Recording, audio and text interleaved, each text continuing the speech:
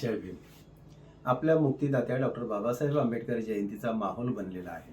वर्गणी, ऑर्केस्ट्रा, वक्त्याचं मानधन, मिरवणुकीसाठी ढोल पथक, ट्रक ही जमवाजमव करण्यासाठी कार्यकर्त्यांची धावपळ सुरू आहे.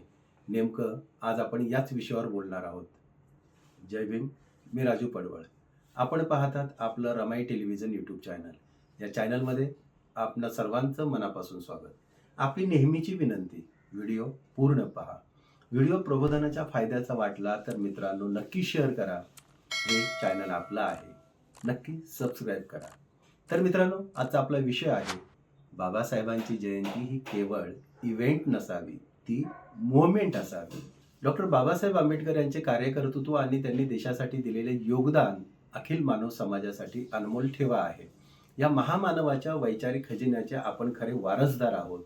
या वैचारिक खजिन्याच्या ताकदीवरच आंबेडकरी अनुयायांनी भूमिहीन आंदोलन ते पॅन्थर्स आणि पुढे नामांतर, रीडर्स, महात्मा फुले बदनामी विरुद्धचे आंदोलन, मंडल आयोगाचं आंदोलन असे अनेक लढे लढविले. अत्यंत विपरीत परिस्थिती संघर्ष करून आपली ताकद सिद्ध केल्यानेच कोणतीही राजकीय कवचकुंडले नसताना देखील आंबेडकरी चळवळीचा आणि आंबेडकरी अनुयायांचा धाक निर्माण केला, जो आजही प्रस्थापित व्यवस्थेवर असल्याचं दिसून येते. आंबेडकरी विचारांच्या चळवळीच्या सामाजिक योगदानाची खरं तर ही पोचपावती आहे. संविधानिक मूल्यांचा अढळ पाठीराखा असलेला आंबेडकरी समाज आपल्या मुक्तिदात्या डॉक्टर बाबासाहेब आंबेडकर यांचा जयंती महोत्सव अत्यंत उत्साहाने साजरा करतो. 14 एप्रिल पासून ते थेट जून अखेर चालणाऱ्या या जयंती महोत्सवाचं लोण आता जगभर पसरत आहे. याची परिणिती म्हणून थेट युनोमध्ये 153 देशांच्या प्रतिनिधी समवेत बाबासाहेबांचा 125वा जयंती महोत्सव साजरा झाल्याचं आपल्या सर्वांना ठाऊक आहे. 21वे शतक हे डॉक्टर बाबासाहेब आंबेडकर यांचं शतक असल्याची ही खरी नांदी आहे. बाबासाहेबांच्या जयंती महोत्सवादिनी खेड्यात, शहरात, वस्त्यात आनंद ओसंडून वाहत असतो. रोमात उत्साह उचंबळून येत असतो. तसं होणं हे देखील स्वाभाविक आहे. आपल्या मुक्तिदात्या डॉक्टर बाबासाहेबांच्या जयंती महोत्सवात आंबेडकरी जनता तन मन धनाने सहभागी होते. विहाराला, घरांना रोषणाई, दारात आकाशकंदील, फराळ, मिरवणुका, सांस्कृतिक कार्यक्रम, व्याख्याने यांची रेलचेल असते. अगदी काही ठिकाणी तर स्नेहभोजन देखील आयोजित केलं जातं. ढोल पथक, मिरवणुकीसाठी सजलेले ट्रक, त्यावरील विविध देखावे, शहरात जागोजागी लागलेले बाबासाहेबांच्या विचारांचे बॅनर्स, अशा उत्साही वातावरणात राष्ट्रनिर्माते डॉक्टर बाबासाहेब आंबेडकर यांचा जयंती महोत्सव साजरा करण्यात येतो. सारा आसमंत हर्षाने, उत्साहाने, स्फूर्तीनं भरलेला असतो. असं होणं हे देखील स्वाभाविक आहे. कारण आज जे आमचं सुख, समाधान, सत्ता, संपत्ती, ऐश्वर्य इतकंच नाही तर आम्ही खातो तो घास आणि घेतो तो श्वास देखील बाबासाहेबांमुळेच आहे. म्हणूनच आपल्या मुक्तिदात्या बाबासाहेबांची जयंती साजरी करताना आंबेडकरी अनुयायी हातचं राखून न ठेवता जयंती साजरी करतात. हे जरी खरं असलं तरी आता आंबेडकरी अनुयायांनी थोडा विचार करायला हवा. आपल्या मुक्तिदात्या बाबासाहेबांनी सांगितलंय, इंग्रजी शिक्षण हे वाघिणीचं दूध आहे, जो पितो तो गुरगुरल्याशिवाय राहत नाही. आजच्या घडीला व्यवस्थेविरुद्ध गुरगुरणारा एकमेव समाज तो म्हणजे आंबेडकरी समाज. त्यामुळेच आज बिनदिक्कतपणे नोकऱ्यांचं, शिक्षणाचं खाजगीकरण होतं. व्यवस्था अगदी हळुवार आणि संथपणे भारतीय संविधान नष्ट करीत आहे.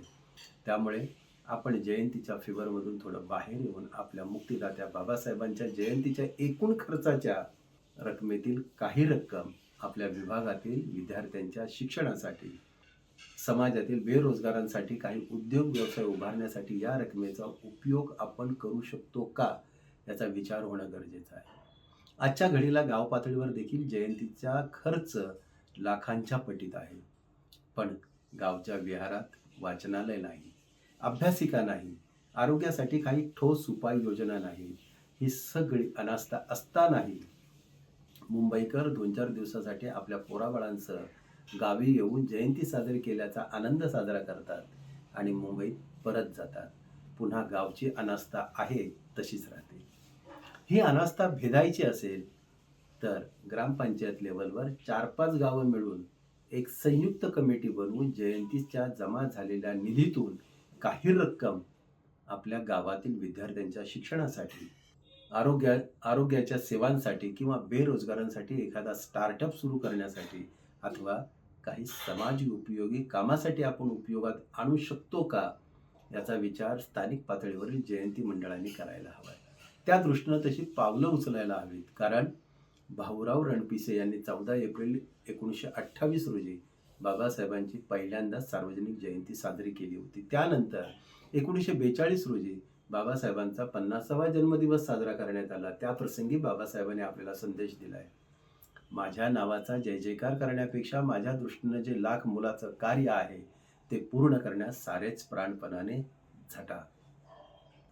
चला तर मग महात्मा ज्योतिबा फुले यांच्या द्विशताब्दी जयंती वर्षात, राष्ट्रसंत गाडगेबाबा यांच्या 150व्या जयंती वर्षात आणि महाड क्रांती दिन, मनुस्मृती दहन दिनाच्या शताब्दी वर्षात बाबासाहेबांची जयंती एन्जॉय करताना ही जयंती केवळ इव्हेंट न होता ती सामाजिक समतेच्या लढ्याची मुवमेंट व्हावी, यासाठी बाबासाहेबांच्या दृष्टीतील लाख मुलाचं कार्य कोणतं ते शोधूया आणि ते पूर्ण करण्यासाठी सारेच प्राणपणाने झटूया. जय भीम.